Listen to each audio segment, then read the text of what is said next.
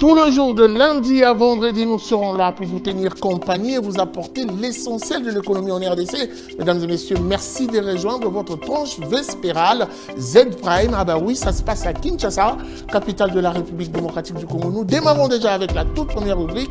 Il s'agit du Flash Info et on se retrouve juste après pour la suite. C'est parti.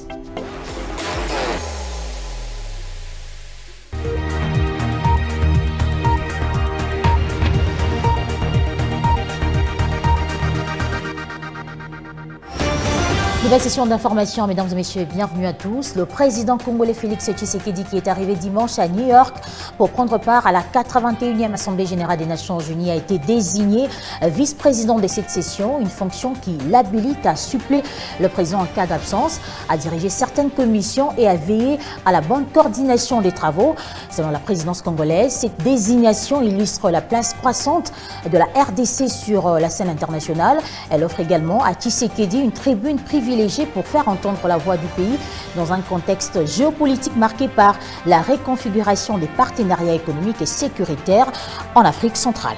Le gouvernement de la République démocratique du Congo procédera ce mardi 23 septembre 2025 à une adjudication d'obligations du Trésor libellées en dollars américains pour un montant total de 60 millions de dollars. Cette annonce a été faite le 18 septembre dernier par le ministère des Finances à travers un communiqué officiel consulté par Zoomeco.net ce lundi 22 septembre 2025. Il s'agit d'un emprunt à court terme avec une échéance fixée à 6 mois. Il est porté à la connaissance des opérateurs du secteur minier que par sa décision numéro 004/ARECOMS/2025 du 20 septembre 2025, les conseils d'administration de l'autorité des régulations et des contrôles des marchés des substances minérales stratégiques, ARECOMS en sigle, a pris d'importantes mesures réglementaires visant à garantir le développement sain et durable de l'industrie mondiale du cobalt. Ces mesures permettront le développement organisé des minéraux stratégiques nationaux tout en préservant les intérêts du pays et de sa population et en partageant les bénéfices du développement mondial de la nouvelle industrie énergétique. Les bulletins mensuels poursuités d'août 2025 des suivis des relevés des prix sur les marchés révèlent une tendance contrastée pour les ménages quinois. Si certains produits des bases connaissent un reflux encourageant, d'autres continuent de peser lourdement sur le panier de consommation. Le sucre des cannes a enregistré un recul significatif, passant de 18 500 à 20 000 francs congolais en juillet et 7 000 à 19 000 francs congolais en août, soit une baisse de 6 à 7%. Les cosettes de manioc, denrées essentielles pour de nombreux foyers, se sont également repliées de 10 à 15% selon les provenances. Bandundu, Bayanzi et Congo central, le ciment n'est pas en reste. Ces prix ont chuté de 30 000 à 32 000 francs et de 28 000 à 29 500 francs congolais, marquant une baisse de 6 à 8%. Et voilà, c'est la fin de cette session d'information, mesdames et messieurs. Merci à vous de l'avoir suivi. Voilà, de retour sur ce plateau, nous allons donc évoluer avec notre rubrique, la prochaine, Écho du jour, qui nous parle de la valorisation du métier comme solution maîtresse de la création de la classe moyenne en République démocratique du Congo. Et pour avoir plus de détails, Gardi Diana revient avec plus de précision. Je vous prie de suivre la rubrique Écho du jour et on se retrouve après. Selon le dernier diagnostic, il s'avère que sur l'économie congolaise, beaucoup de pans de cette économie restaient dans des contextes très difficiles. Alors, la grande question a été posée aux Congolais, quelle est la plus grande difficulté que rencontrons-nous aujourd'hui? Quand vous avez une population aussi dense, quand vous avez une démographie galopante, quand vous avez un taux de chômage de masse, que faut-il faire pour pouvoir aérer l'économie en interne? Plusieurs initiatives ont été prises, mais la bonne ou encore celle qui nous intéresse aujourd'hui est celle prise par le ministre d'État, ministre de la formation professionnelle. De quoi s'agit-il exactement? Depuis la nuit de temps, il a été constaté qu'aujourd'hui Kinshasa, qui, comme la plupart des États, est une société régie par l'éducation, on avait besoin d'une formation classique pour pouvoir prétendre être certifié et accéder à certains emplois. Malheureusement, cela a attaqué également le secteur technique où, allez, si vous regardez les paradoxes, on avait autant de potentiel dans cette jeunesse qui constitue à peu près de 70% de la population, mais qui malheureusement, dans ce taux de chômage de masse, dans ce taux de scolarisation extrêmement faible dans les années passées, présentaient des difficultés pour pouvoir remplir ou cocher sur les différentes cases à ces niveaux-là. Comment faire quand on a une jeunesse aussi dynamique, une jeunesse aussi créative, une jeunesse aussi forte, mais malheureusement qui manque de certification? L'État congolais, par le biais du ministère d'État, ministère de la formation professionnelle, a pris l'ingénieuse idée de pouvoir décerner de certificats aux différents opérateurs privés, pour ne pas dire aux artisanaux, ou encore à ceux qui pratiquent des métiers techniques. Pourquoi? Leur permettre d'avoir un document qui atteste de leur expérience, ou encore un document qui, si on était ailleurs, serait considéré comme étant un permis de travail aussi. Il n'y a que deux sources de compétences. Il y a la formation classique, mais également l'expérience. Or, dans les deux cas, l'expérience a toujours été plus productive que la formation classique qui nécessite de passer par la mise à niveau, par le stage, ou encore par la préparation professionnelle. Et donc, dans les caractéristiques de l'économie congolaise aujourd'hui, avec une forte propension vers l'industrie, que ce soit extractive ou non extractive, surtout pour un État à vocation agricole, il était donc important de valoriser ce métier.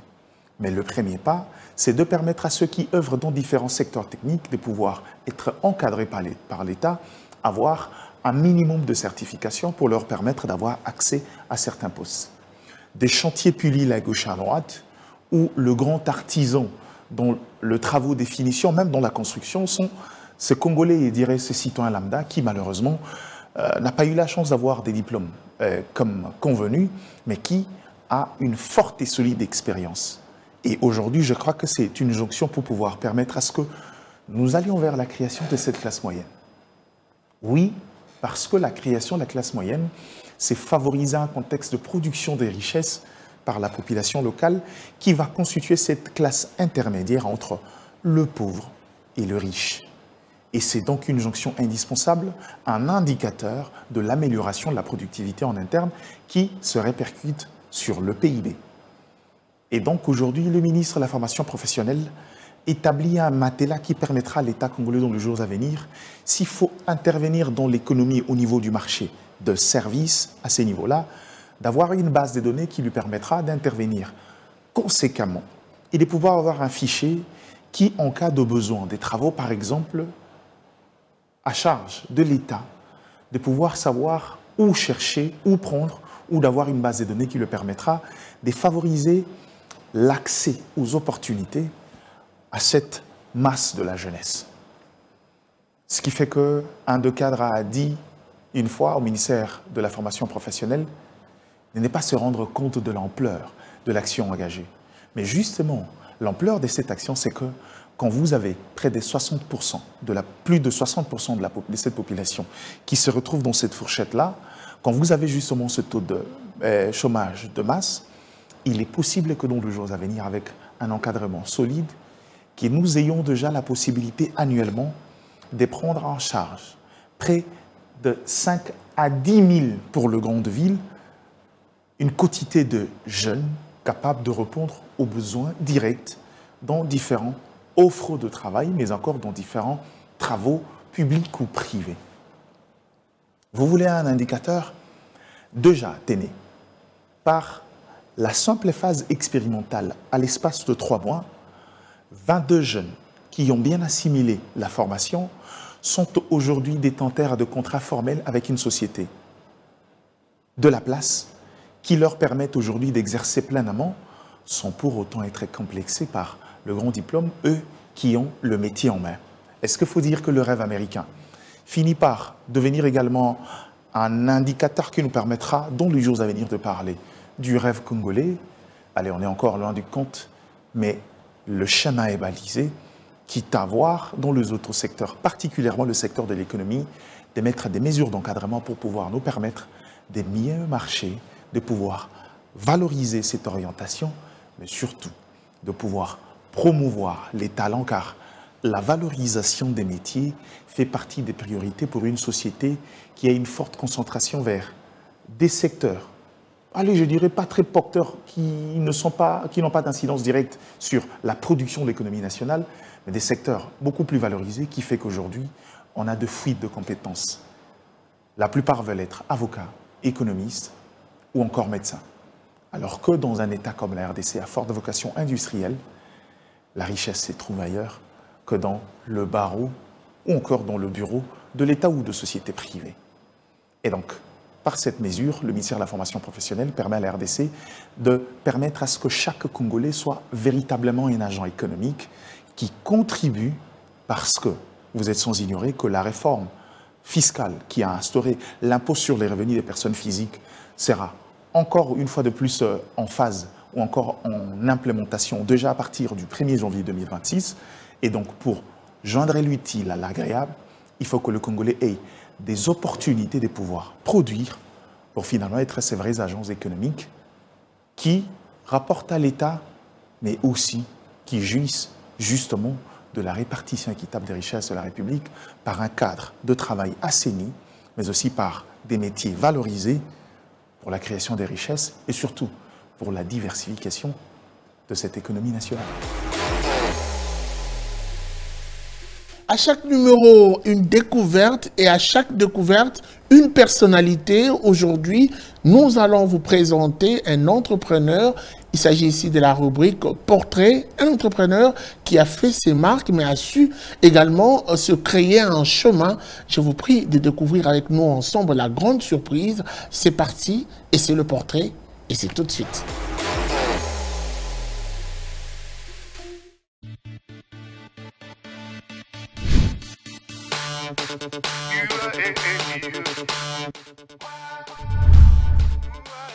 Le 10 indices de mon portrait du jour. L'homme est journaliste reporter, présentateur de l'émission Entreprise à la carte et coordonnateur à la télévision CBS. Il est expert en communication institutionnelle et converti en entrepreneur créatif et résolument optimiste, fait aujourd'hui bouger les lignes dans le domaine de l'événementiel qu'il a fait sortir du carcan de l'immobilisme. La lucidité, le pragmatisme, l'ingéniosité et la capacité à se renouveler sont ses meilleurs atouts dans le challenge qu'il s'est imposé à lui-même, consultant par ailleurs au programme de la Banque mondiale en RDC. Chef d'entreprise, CEO du Proxy Group, incarne le côté dynamique et entreprenant du jeune Congolais assidu qui, à force de caractère et de conviction, sait tracer sa propre voie. À la fois sobre et perfectionniste, l'homme événement force et commande le respect parce qu'il abat comme travail dans l'événementiel, domaine dans lequel il excelle mieux que quiconque. Ses exploits sont légion, particulièrement dans l'organisation de rassemblements publics où ses empreintes sont indélébiles. Le dernier séjour du pape François en République démocratique du Congo porte sa marque. C'est non sans raison que le Saint-Père lui a gratifié d'une médaille en guise de reconnaissance à l'effort consenti. Le 9e jeu de la francophonie, dont les échos ont repositionné la RDC à l'international, à la foire agricole internationale de Kinshasa, en passant par le forum de haut niveau pour la gestion intégrée et durable de déchets en République démocratique du Congo, sa touche lui est manifeste. Discret, travailleur, humble, accessible, mais ô combien talentueux, il fait partie de ces personnages qui ont su dompter leur domaine d'activité et imposer le respect par leur façon d'être. L'homme ne s'arrête pas là, il est porteur d'un projet titanesque censé remettre Kinshasa, ville qu'il a vu naître dans son prestige d'antan. À travers l'initiative pour une nouvelle vie de Kinshasa, créée depuis 2015, il veut contribuer à sa régénérescence via des idées novatrices, porteuses de changement. L'ambition qui sous-tend ces projets est simple, fédérer les compétences et les intelligences pour l'émergence d'une nouvelle vie de Kinshasa, résolument tournée vers le développement. Il est de ceux qui pensent qu'il est possible d'embellir Kinshasa, de lui redonner cette nouvelle saveur attractive qui lui marque cruellement depuis des années. Ancien directeur général du site touristique de l'Intsélé, fonction dont il s'est délesté par la suite pour de raisons de convenance personnelle. Ancien, le passe directeur général adjoint à la direction générale de la publicité extérieure de Kinshasa, ancien directeur de cabinet au ministère du Tourisme. En 2023, il est élu député provincial de la ville de Kinshasa pour le compte de la commune de Lingwala. Lors de la formation de l'équipe gouvernementale provinciale de Kinshasa, il intègre comme ministre en charge du plan, budget, emploi et tourisme. Je suis Jésus Noël Cheikh Wadomene.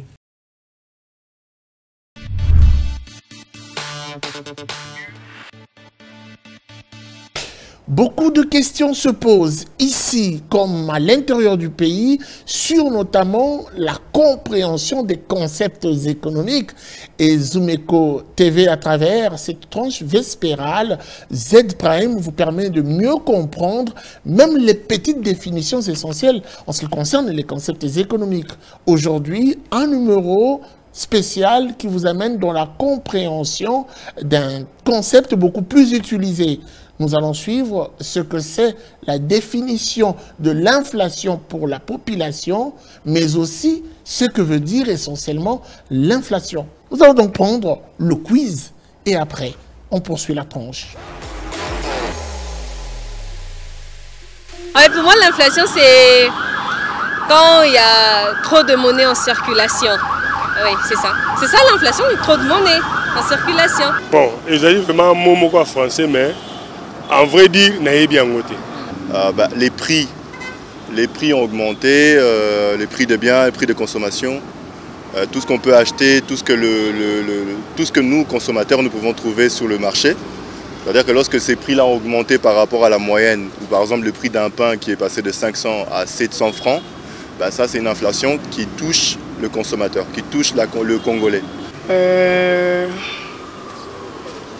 Ouais, non, je sais plus. L'inflation, c'est comme une extension excessive, peut-être d'un prix du pain sur les marchés ou les prix d'un... L'inflation, c'est l'augmentation générale et durable de prix de biens et services dans un pays. Elle ne concerne pas seulement un produit isolé, comme le pain ou le carburant, mais l'ensemble de dépenses quotidiennes, nourriture, transport, logement, santé et tant d'autres. Conséquence directe, le pouvoir d'achat de ménage diminue, car avec la même somme d'argent, on peut acheter beaucoup moins de choses qu'avant. Pèse donc sur la vie quotidienne, surtout des familles aux revenus modestes, et influence même l'économie nationale en rendant la planification financière plus difficile. Ici à Zoomeko TV, nous donnons la parole au peuple et ce peuple s'exprime. Il s'exprime à travers une rubrique, le peuple s'exprime. Et aujourd'hui, nous avons pensé écouter cette population, sa version de fait, sur une question d'actualité, les embouteillages à Kinshasa. Que pense la population? Que pensent les Kinois? Le peuple s'exprime, c'est parti.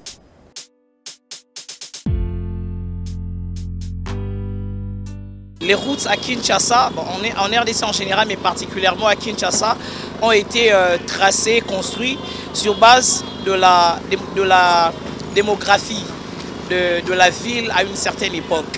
Alors avec la croissance de la démographie, il se passe que la population a tellement accru au point que les routes deviennent pratiquement insuffisantes par rapport au nombre pléthorique de la population. Et du coup, tous les véhicules de la population sont obligés d'emprunter presque les mêmes routes. Alors, ce qui fait qu'aujourd'hui, il y a des sérieux embouteillages parce qu'il n'y a que, je ne dis pas il n'y a que, en tout cas dans la grande partie, il n'y a que des routes principales et il y a très peu de routes secondaires. Alors, ce qui fait que la ville n'étant pas assez désengorgée, ça cause de sérieux embouteillages. Justement parce qu'il n'y a pas assez de routes. Et aussi un deuxième problème, c'est en fait l'inconscience professionnelle des agents routiers. Moi je me demande, on est dans quel pays, on est dans quelle situation où les receveurs deviennent des roulages, les phares d'essai deviennent des roulages, les agents des transports quelquefois deviennent des roulages. Alors c'est tout le monde qui vient en fait s'accaparer de la situation routière. Alors ça fait que quelquefois on ne sait pas qui est qui. Les agents de transport, ils viennent s'attaquer aux motards, aux chauffeurs, jusqu'à se disputer le volant, les guidons. Et ça fait que ça cause des tracasseries énormes. L'inconscience professionnelle, les gens ne viennent pas pour interpeller, mais ils viennent pour chercher de l'argent. Moi, je pense que les responsabilités sont partagées. Vous qui gouvernez, vous avez une certaine responsabilité sur certaines tracasseries qu'il y a sur les routes. Ces personnes-là qui travaillent, beaucoup ne sont pas engagés, beaucoup ne sont pas bien pris en charge. Et voilà, le terrain devient comme une source de l'auto-prise en charge pour leur permettre de survivre. Ce qui amène trop les embouteillages, c'est parce que tout le monde est pressé à Kinshasa. Si vous essayez de voir derrière moi, vous verrez qu'il y a des gyrophares, il y a des deuxièmes bandes, il y a tout le monde qui veut chercher à passer avant l'autre. Le chauffeur ne respecte pas le code de la route. Ceux qui ont les gyrophares non plus, c'est-à-dire que vous voyez les autorités qui prennent les deuxièmes bandes, qui empêchent maintenant les autres aussi de bien circuler. Ce qui fait que ceux-ci aussi doivent chercher à les suivre dans la même procédure. Et d'un coup, il y a des embouteillages de partout. Parce qu'il n'y a pas que des routes délabrées, mais il y a aussi d'abord le problème de mentalité. Donc je pense que l'État congolais doit d'abord commencer par éradiquer cela, en commençant par les membres du gouvernement et les autorités qui possèdent des véhicules avec des gyrophares. Regardez derrière moi, vous verrez, il y a des gyrophares, mais demandez, ils sont en train d'aller où? Chercher les enfants à l'école, c'est des femmes qui sont en train d'aller faire des courses, mais fin de compte, c'est quoi l'urgence dans tout ça? Et d'un coup, il y a des embouteillages. Comment est-ce que ça va se terminer? Il faudrait d'abord que l'État commence à conscientiser, commence à réformer d'abord nos policiers et les donner aussi l'autorité, parce qu'il y a des policiers qui essaient de faire ça. Quand vous essayez de faire ça, en tout cas, ou d'interpeller ceux qui les font, on vous arrête. D'un coup, ils commencent à avoir des réserves parce qu'ils sont aussi pères des familles. Donc, on doit commencer d'abord par la réforme des institutions, en commençant par le changement des mentalités. Si on arrive à changer les mentalités des autorités, cela va pousser aussi la population à suivre ou à empâter les pas. Pour l'embouteillage, liboso na ngai na sima na yo tala kuna na ndenge ezali. Na yebite mitro na mboka na biso ya Kinshasa soki botamaka ou bien esalaka na ndenge nini na yebite. Embouteillage moya osakana te ngai naza précisément chauffeur na saka na limité. Ba livraison na biso mingi ezami na ville. Kolongwa na limité pona koma na ville mama, c'est tout un problème. Et puis banjela misusu oto banaka kokota chobo pona tokoma na ville. Banjela tona bakanga. Bazo bongisa yango. Soko bongisa njela wana mais na ebite soki bazo sala obe bazo sala te. Donc pona koma na ville eza pasi makasi pona embouteillage na mboka na biso na ville na biso ya Kinshasa, en tout cas gouvernement penja asala makasi na ba njela o bazo sala wana après bango ke ba sala de plus rapide pour que non njela sila pour que non to zwa moyen ya ko lekaka. Cause ya ba embouteillage na ville ya Kinshasa eza incivisme routier ya biso moko ba kumbinanu. Parce que dans la place mususu yo chauffeur tango zoya omoni ke baninga basi basangaje olingi ka otia mutu tango otia mutu baninga o bazoya wana ba komi bloqué tango ba komi bloqué simana o pe batu mususu ba ekotonda omona embouteillage esalemi ya mibale eza insuffisance ya ba agent de l'ordre na ba Carrefour surtout na ba croisement les gens qui ont été africains, ils ont se débrouiller. Ata policiers moko azate. Mais quand les gens qui sont embouteillage ezali ba ko déployer et ba gemi et ba policiers ba commune ba ye ba fungoli nzela après quelques temps on nzela fungwami batu ba komi koleka mais manque ya ba agent qualifié na nzela ezo créer pe tout parce que ba chauffeur mingi bazo kumba sans koyeba code de la route. Gouvernement ngo moko ba autorité ba tosa mibeko nzela. Au moment embouteillage ezali bango ba créer ba bande na sens contraire. Tango bazui ba bande na sens contraire, biso pe ba tutozo sala musala transport. Tokolinga kozela te, tokolinga tolanda bango. Tango tolandi bango toke ko bloquer ba o bazoya. Et puis kolongola ba parking mingi. Surtout ya bande ko biso pe ya moto, batelema ka juste na ba croisement wana na ba virage. Ba poussa bango ata na place moko de façon que tango muto azo virer alekimba la moko parce que comme na ba virage pour virer ezate il faut ça la détour. Le fait ozo sala manœuvre wana na mutuka, mituka ebele zo ya na sima et bloquer nzela.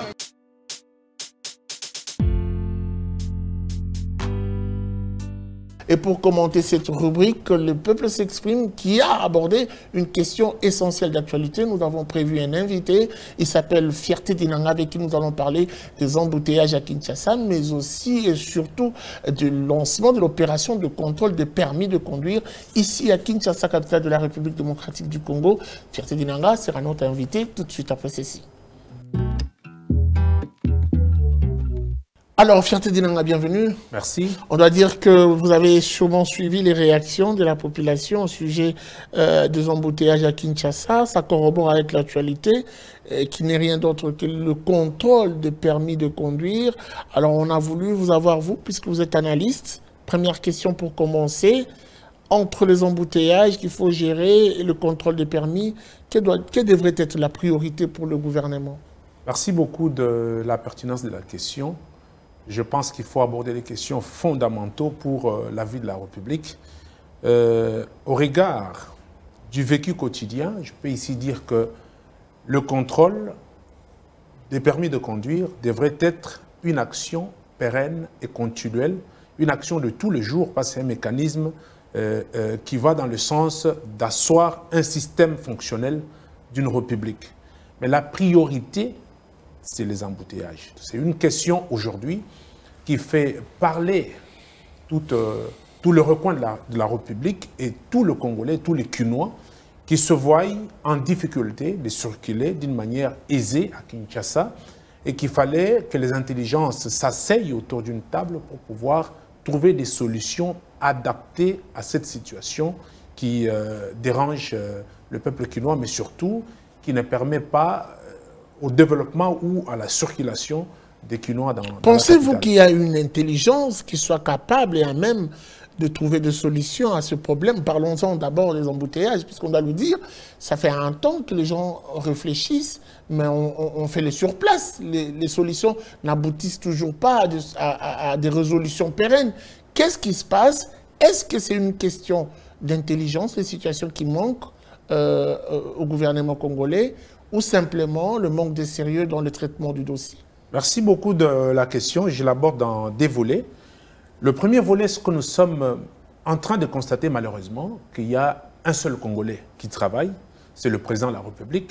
Parce que je suis d'ailleurs abasourdi de voir que le président intervienne sur cette situation pour dire qu'il y aurait renforcement de la garde républicaine sur les chaussées de la capitale parce que la police routière n'a pas pu faire quelque chose. Je pense qu'il y a une remise en question ou une introspection des accompagnateurs du président de la République, surtout des ministres sectoriels.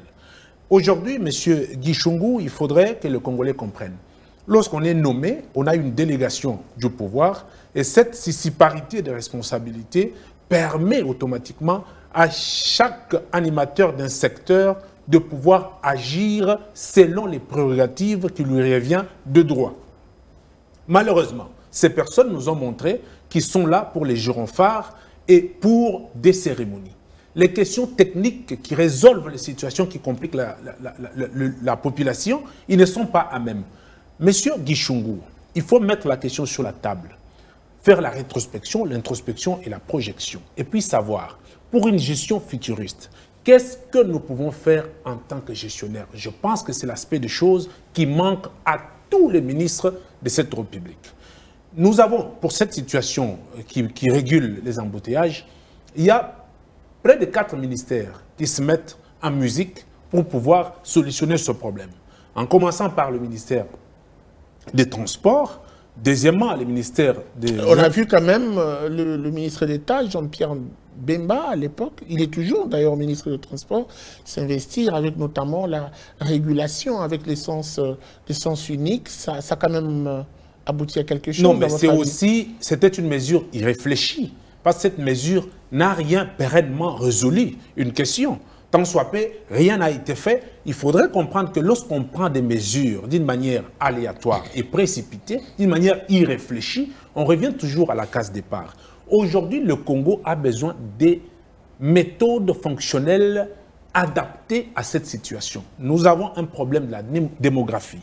Le Kinshasa, aujourd'hui, il y a plus de milliers de Congolais qui viennent tous les jours, qui fuient des provinces et des zones qui sont occupées par des rebelles. Ils sont ici. Ça veut dire que cette problématique devrait s'être adaptée par les gestionnaires, mais d'une manière réfléchie. Aujourd'hui, monsieur le journaliste, je l'ai dit d'entrée des jeux, il faut s'asseoir autour d'une table, asseoir des intelligences pour pouvoir mettre des méthodologies pérennes, mais axées sur le temps et sur le résultat. Il y a 4 ministères, je vous les citer. Il y a le ministère des Transports, le ministère des Infrastructures, il y a Urbanisme et Habitat, l'autre, j'en passe un tout petit peu. Qui doit faire quoi? Voilà.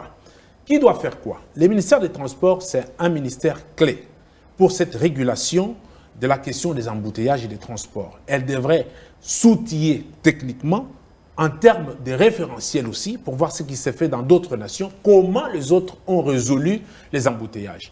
Et copier cela ou imiter ce que les autres ont fait, mais associer les ministères comme le ministère de l'urbanisme. Parce qu'aujourd'hui, nous avons un problème.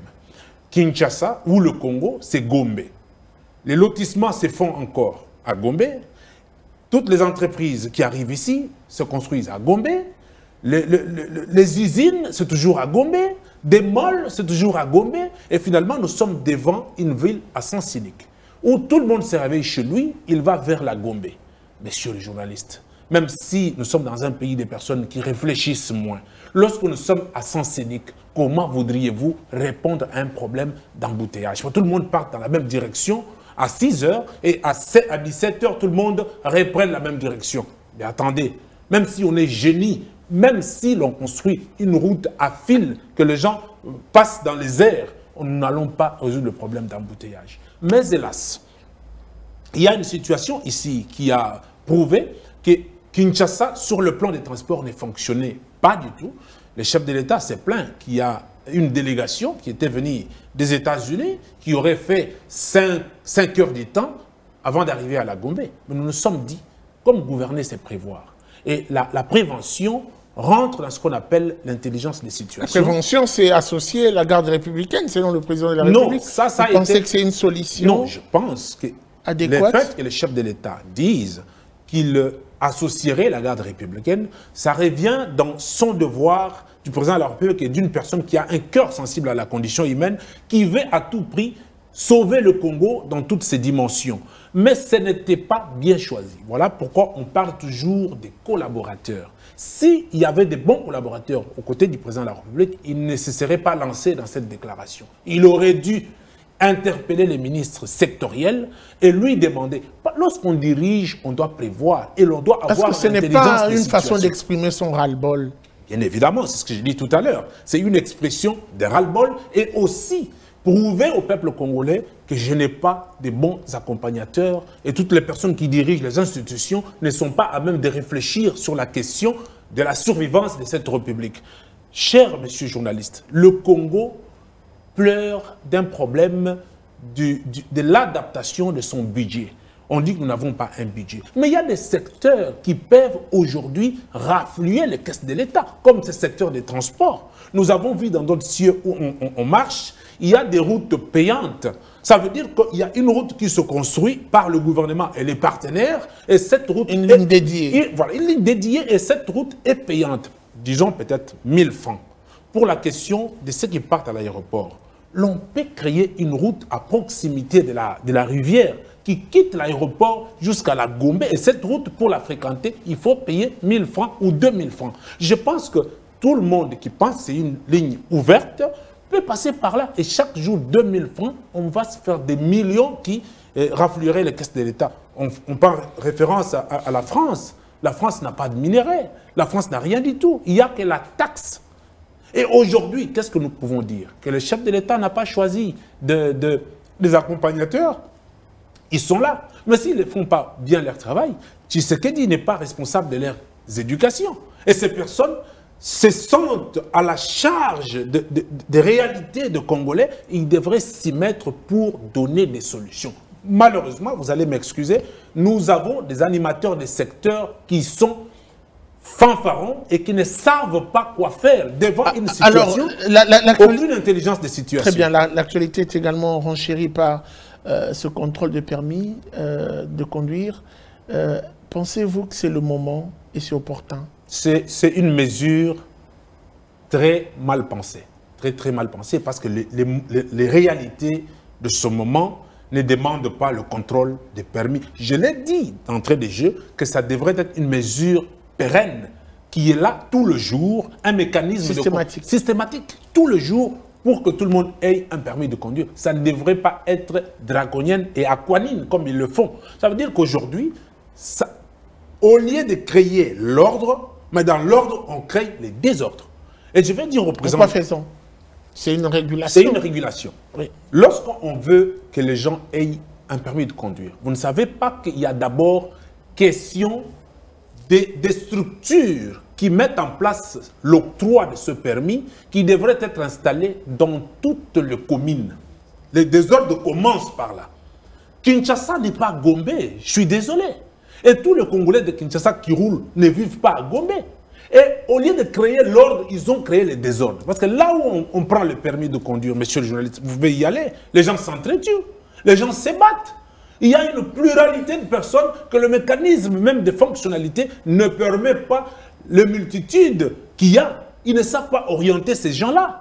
Gouverner, c'est prévoir. Pourquoi ils n'ont pas prévu un mécanisme de sissipariser ces services dans tous les recoins de la République? Chaque maison communale devrait avoir cet appareillage pour que ceux qui sont en Gaba partent dans la commune de Ngaba pour s'octroyer un permis. C'est centralisé. C'est centralisé, ça ne devrait pas être un luxe. Et ça dérange. Et ça dérange. Vous allez voir qu'il y a des Congolais, aujourd'hui, certainement, ils ont créé un problème entre la régulation routière et les chauffeurs. Ça se bat tous les jours. Je l'ai vécu aujourd'hui sur 24 novembre.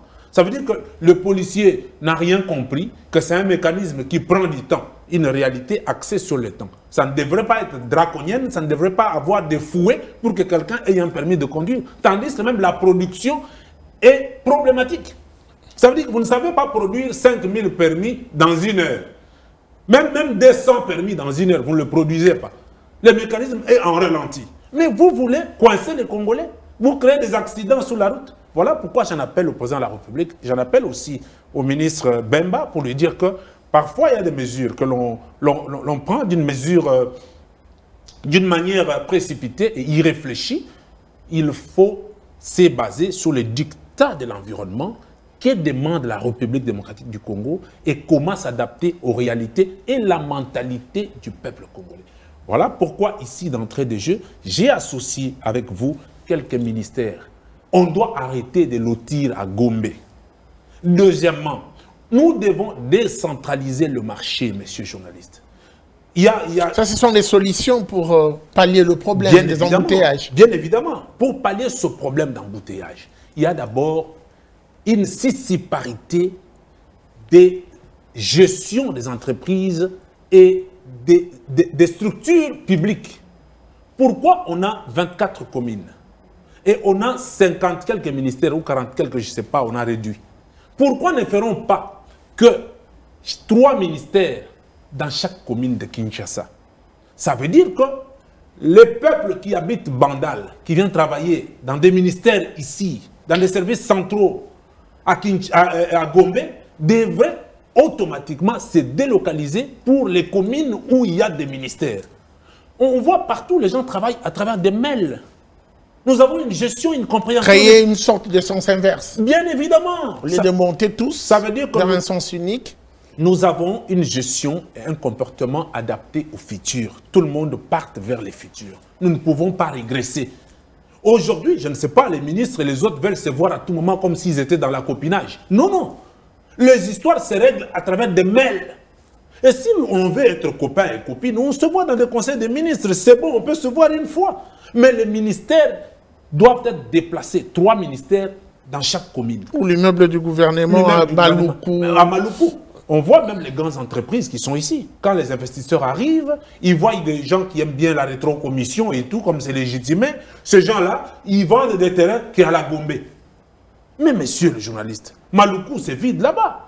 Kingasani, dépassant, c'est vide là-bas. Pourquoi on ne peut pas décentraliser? Aujourd'hui, on nous construit la rocade. C'est quelque chose, un élément de motivation pour que ces gens qui viennent investir, pour les entreprises, aillent là-bas dans des recoins construire et aussi ça fera office d'un développement. Est-ce que la gestion des embouteillages n'est-elle pas aussi un problème causé par la mentalité des chauffeurs, des Congolais qui sont au volant? Parce qu'on peut incriminer l'État, on peut incriminer les autorités, mais au volant, on ne retrouve pas ces autorités. Est-ce qu'ils ont une part de responsabilité, les usagers de la route notamment? Il n'y a pas un problème à incriminer l'État. Nous avons un problème de la restauration de l'autorité de l'État, qui depuis 1885 nous fait toujours mal. Ce combat, il faut se battre avec des personnes réfléchies et des personnes qui aiment la République. Mais vous ne voulez pas l'État gendarme. Pourtant, pour restaurer, il faut un peu de gendarme. Il faut faire un distinguo. Lorsque on veut établir un État gendarme, on doit mettre les mécanismes de remise en condition. Et quand l'on est en condition, et qu'on sort du lit de la condition, l'état gendarme frappe. Gouverner, c'est prévoir. Qu'est-ce que l'État fait dans les secteurs avant de mettre l'État gendarme? Ce sont des questions que l'on doit se poser. Ici, on peut tout dire. Les Congolais ne veulent pas que les gens disent la vérité. La responsabilité de la mégestion, du dysfonctionnement, revient à l'État. Et on n'a pas d'excuse à donner à l'État pour dire que ça serait le comportement du peuple. Parce que même pour éduquer ce peuple, il y a eu un mécanisme de la citoyenneté qui veut tout simplement dire le comportement, l'activité liée à une marque d'un citoyen représentant une nation. Et nous avons quelle marque? La nation congolaise est abandonnée par les autorités qui ne mettent pas la restauration de cette autorité de l'État tout en se basant sur la survivance de ces derniers. Parce que lorsque vous gouvernez le peuple. Et ce peuple doit être mis en condition pour que les lois soient respectées. Il y a une question de la pédagogie. On doit bien parler. Lorsque vous descendez à l'aéroport d'Ndjili, vous êtes journaliste d'investigation. Quel est le panneau que vous trouvez à Kinshasa?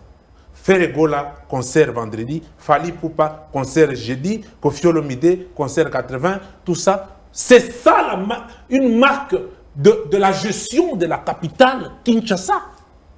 Jamais vous avez trouvé un panneau qui dit une formation gratuite sur l'entrepreneuriat au fleuve Congo, de tel jour à tel jour, venez. Il y a un problème de la pédagogie. Et la pédagogie, messieurs les journalistes, on peut tout dire. C'est un morceau très dur à croquer, ça demande la volonté, ça demande la présence de l'État. Et on va dire quoi? L'État ici est incarné et représenté que par Félix Tshisekedi. Et le ministre, qu'est-ce que vous faites? Oui, je suis ministre, on va dire, c'est sous l'impulsion du président de la République. C'est le vocable que les ministres au Congo ont depuis la nuit. Mais vous ne répondez toujours pas à ma question. La responsabilité des usagers de la route, j'aimerais en savoir plus. Est-ce que l'on peut incriminer également les usagers? Je me répète pour dire ceci. Les usagers, pour des pays force de loi, ces derniers se soumettent à la loi. Mais pour que cette soumission de la dite loi... Il faut créer les conditions. Il faut créer des conditions. Voilà pourquoi on dit gouverner, c'est prévoir. Dans la prévention... Les conditions, nous en avons. Il y a des routes, on sait le voir. Malgré ces routes, il y a toujours un côté de manque de civisme qui s'observe et qui se constate. Ben, écoutez, la régulation, on voit tant soit peu avec les agents de l'ordre. On se voit également la volonté du gouvernement dans certaines améliorations. Quand il manque de civisme, c'est le problème de l'État congolais. On ne peut pas dédouaner l'État congolais. Je vous donne un exemple. Vous avez un coin où, une avenue où il n'y a pas de poubelle publique. Mais quelqu'un prend ces 10 immondices, il les jette sur la chaussée. Et vous, vous venez, vous lui frappez. Oui, vous avez fait bien, et lui a fait du mal. Mais il va vous poser la question. Où est-ce que je vais mettre cet immondice? Vous n'avez pas où lui donner où il va mettre cet immondice. Vous voyez quelqu'un qui pisse sur la route. Vous le sanctionnez, il est d'accord. Alors il vous dit, où est une toilette publique? Voilà pourquoi je vous dis. Et au-delà du fait qu'il y ait une toilette publique, il y a un travail de la pédagogie qui doit être mis en place. Parce que le Congo vient de très loin, messieurs les journalistes. Même la France et les États-Unis, qui sont appelés pays de vieille démocratie, ils ont commencé par une pédagogie adaptée pour que chaque citoyen représente sa nation. Merci beaucoup à vous, Fierté d'Inanga. C'était un plaisir de vous avoir sur ce plateau.